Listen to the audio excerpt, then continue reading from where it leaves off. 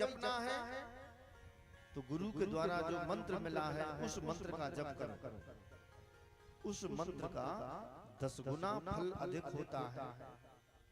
गुरु के द्वारा जो मंत्र दिया जाता है उस मंत्र का 10 गुना अधिक फल मिलता है। जैसे जमीन हो जिसमें पानी न लगता हो, उसमें 1 बोरा गेहूं बो दिया जाए, है ना, तो कितना होगा? बोले 2 बोरा होगा, 4 बोरा होगा। लेकिन अगर सिंचित जमीन हो, गुरु की कृपा के द्वारा अगर वही मंत्र को सिंच दिया जाता, बोल दिया जाता, बोले तो उसी का 10 गुना अधिक फल प्राप्त होता है। सिंचित जमीन में अगर 1 बोरा गेहूं बो दो तो उसका 10 गुना अधिक होगा। इसी प्रकार से गुरु का प्रभाव होता है। गुरु के द्वारा जो मंत्र दिया जाता है उस मंत्र का जप करो तो 10 गुना अधिक फल प्राप्त होता है।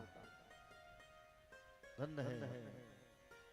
आज जिन गुरुओं के हम महत्व को नहीं जानते, अब कई लोग तो गुरु बना लेते हैं पर कोई मतलब नहीं है गुरु जी कहाँ के हैं कहाँ के नहीं है, भाव में आ गए।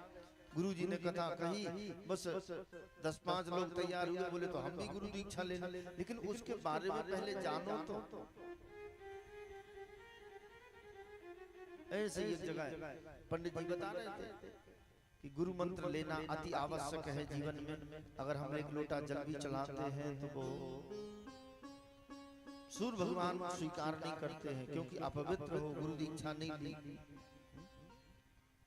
2-4 लड़के इकट्ठे हो गए, बोले महाराज तो हमें दीक्षा दे दो महाराज। हम जो भी पूजा पाठ हवन इत्यादि करते हैं उसका हमको पूर्ण लाभ नहीं मिलता है, तो महाराज हमें गुरु मंत्र दे दो। पंडित जी तैयार हो गए। पंडित जी ने गुरु मंत्र दिया। अब गुरु मंत्र कान में दिया जाता है जो गुप्त होता है, किसी को बताया नहीं जाता।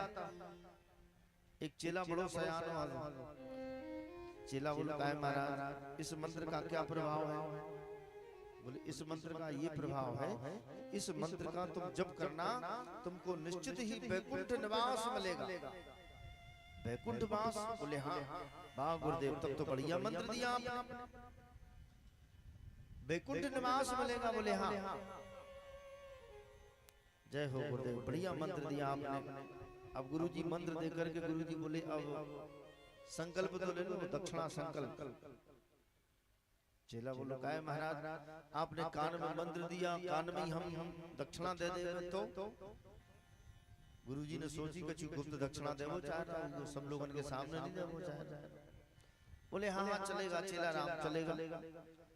तो भैया चेला गुरुजी के कान से लग के बोलो, बोले गुरुदेव हमने आपको दतिया, झांसी, दिल्ली, कलकत्ता, बम्बई सब दान में दो। गुरुजी बिगड़ पड़े, बोले क्यों रे? एक बात बता, ये सब कुछ दान कर रहा है, इतने शहर, अरे इन शहरों में तो एक प्लाट भी नहीं मिलेगा फ्री में रहने को, और तू पूरा दान कर रहा है, क्या तेरे बाप का है ये? चेला बोला काहे महाराज आप वैकुंठ की गारंटी ले रहे हैं, वैकुंठ निवास मिलेगा, कब वैकुंठ का तुम वैकुंठ का? अब ऐसे चेला गुरु होगा तब तो होगा कल्याण। आजकल गुरु भी ऐसे, अरे गुरु दीक्षा भी ज्यादा नहीं देना चाहिए, ज्यादा शिष्य भी बनाना खतरे का काम है, समझ लो। अगर शिष्य भजन नहीं करता, सदमार्ग पर नहीं चलता, पूजा पाठ नहीं करता तो बोले उसका परिणाम गुरु को भी भोगना पड़ता। कुछ परसेंटेज ऐसी हो तो अपने आप कट के आजाद खाते आजा। हम तो जब गुरु दीक्षा देते हैं तो 2 शर्त रखते हैं, दक्षिणा से कोई मतलब नहीं, लेकिन बस भजन और भोजन। भोजन सात्विकी हो और भजन नित्य करना पड़ेगा, तब तो गुरु दीक्षा ले। लेकिन लेती बेरा तो चेला तैयार हो जाता, फिर नहीं रहता। महाराज हम मंत्र ही भूल गए।